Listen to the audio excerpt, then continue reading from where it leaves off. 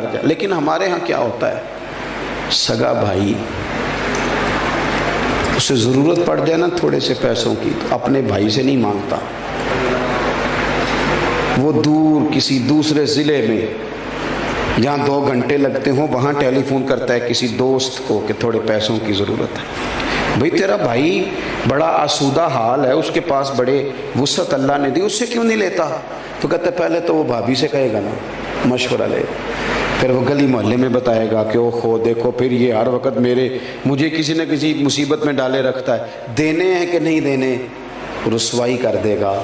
ہمارے اپنے ہمیں اپنی تکلیفیں بتانی چھوڑ گئے ہیں, لوگوں نے دکھوں کا اظہار کرنا بند کر دیا.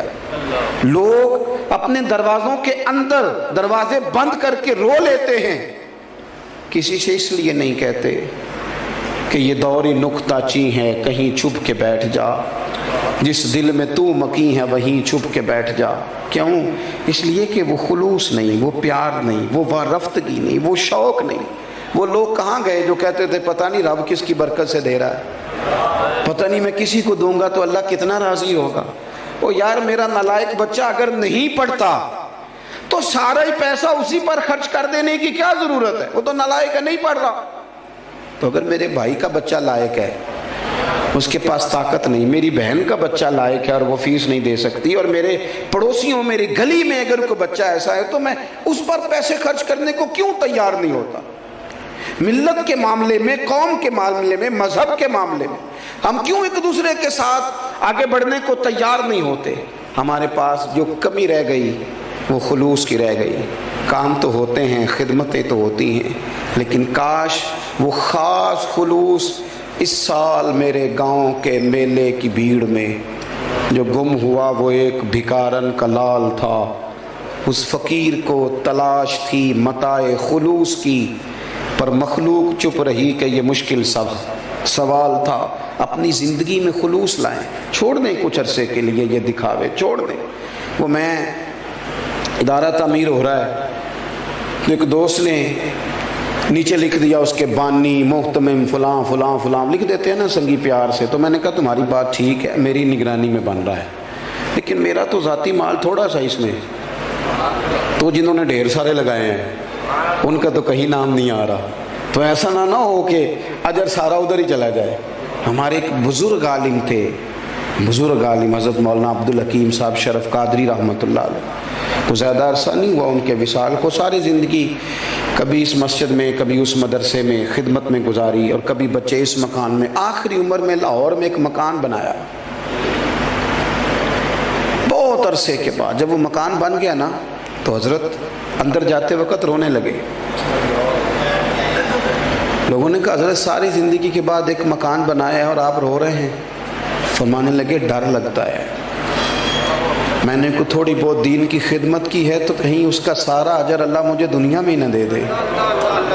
ڈرتا ہوں کہ کہیں ایسا نہ ہو کہ آخرت میں کہا جائے کہ تجھے دے دیا تھا نا جو دینا تھا. میری اجرت میری محنت سے زیادہ کیوں ہے, میری اجرت میری محنت سے زیادہ کیوں ہے. میرے محسن تیرے احسان سے ڈر لگتا ہے, میرے محسن تیرے احسان سے ڈر. اپنی زندگی جب اس طرح کے انسان بنا لیتا ہے کہ وہ خلوص کے ساتھ, وارفتگی کے ساتھ, شوق کے ساتھ. میں اپنے سنگیوں سے کہتا رہتا ہوں کہ نعت خواں, خطیب, واعظ اگر وہ طے کر لے گا نا آپ کے ساتھ 40,000 تو آپ نے اسے کہا فیصل آباد آنا ہے, 40,000 طے ہو گیا. تو اب وہ جب آیا نا, خلوص نہیں ہے نا معاذ اللہ, مثال دے رہا ہوں, اب وہ آیا تو آپ نے اسے کہا وہ تو 10 کلومیٹر اندر جانا تھا, تو وہ کہتا ہے میں تو 10,000 اور لوں گا, تم نے تو فیصل آباد بتایا تھا. آپ دے دیں گے 10 اور, بلایا ہے, اب جلسہ تھوڑی خراب کرنا ہے, وہ لے لے گا. لیکن نہ آپ کا لطف باقی رہے گا نہ اس کا باقی رہے گا, اس کا بھی باقی نہیں رہے گا. ایک دکاندار اور تاجر, اس میں کیا لطف آئے گا, کیا ذوق باقی رہے گا. لیکن ایک بندہ گھر سے نکلا, عدم سے لائی ہے ہستی میں آرزو رسول, دیکھو کہاں کہاں لیے پھرتی ہے جستجو رسول صلی اللہ علیہ وسلم. جو اللہ رسول کے لیے نکلا, رب رسول کے لیے, آپ نے اسے کہا وہ 20 کلومیٹر اندر جانا ہے, تو کہنے لگا لے چلو نا، میری گاڑی جہاں جہاں سے چلے گی قیامت کے دن وہ زمین گواہی دے گی کہ یہ محبوب کے ذکر کے لیے گیا تھا۔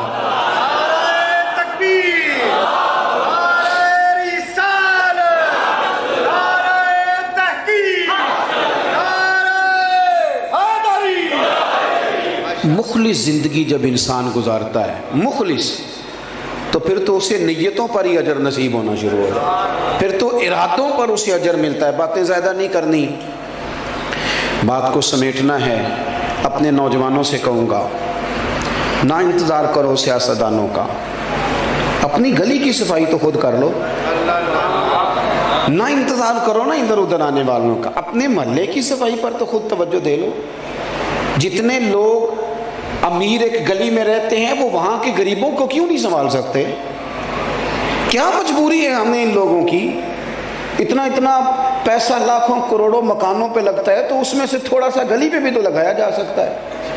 ہم اپنی مدد آپ کے تحت لوگوں کی آسانی کے لیے یہ کام بھی تو کر سکتے ہیں۔ سنو نا، بخاری مسلم میں حدیث ہے، نبی پاک علیہ السلام نے فرمایا ایک شخص گلی سے گزر رہا تھا، وہاں اس نے ایک بڑا سا درخت دیکھا، اس درخت کی وجہ سے لوگوں کا چلنا مشکل تھا، لوگوں سے گزرا نہیں جا رہا تھا، مشکل تھا، اوپر سے ہو کے آنا پڑتا تھا۔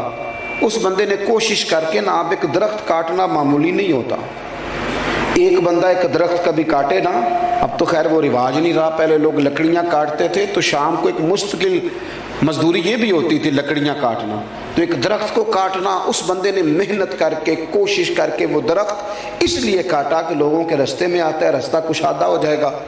اللہ کے محبوب علیہ السلام فرماتے ہیں اس نے لوگوں کے لیے رستہ کشادہ کیا، درخت کاٹ دیا، رب کریم نے اس کے لیے جنت کا فیصلہ فرما دیا۔ اتنا تو کام ہم کر سکتے ہیں کہ نہیں؟ چلیں اپنا ریپر ہی گلی میں نہ پھینکیں کہ کسی کو تکلیف نہ ہو، کچھ چھلکا ہی نہ پھینکیں کہ کوئی گر نہ جائے، کچھ کسی جگہ جب ہم مخلص ہو جائیں گے، 2 4 5 جگہوں کی ہم ڈیوٹی اٹھا لیں گے، بڑے سارے معاملات ہیں جو بہتر ہو جائیں گے، بڑی ساری آسانیاں ہیں۔ میں عید پہ میں نے دوستوں سے کہا تھا کہ چلو اس طرح کرو، 3 جوڑے نہ بنوانا، 2 بنوا لینا، 2 جوڑے بنوا لینا، ایک دے دینا کسی غریب کو بھی۔ وہ بھی ہمارے یہاں مزاج ہے، ہم سمجھتے ہیں ساری نیکیاں ہم نے کرنی رمضان میں ہی ہیں۔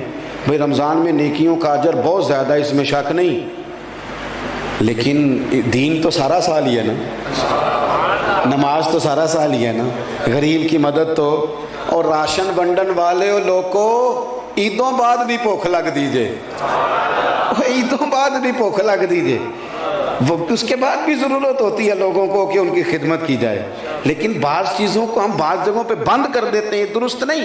اپنی زندگی میں کچھ کرنے کی کوشش کریں، کچھ پروگرام بنائیں، ہر بندہ اپنی صلاحیت کے مطابق۔ وہ حضرت سعدی شیرازی کے پاس ایک شخص نے شکوہ کیا فلانا بھی برا ہے، فلانا میرے دوست اچھے ہیں ہی نہیں۔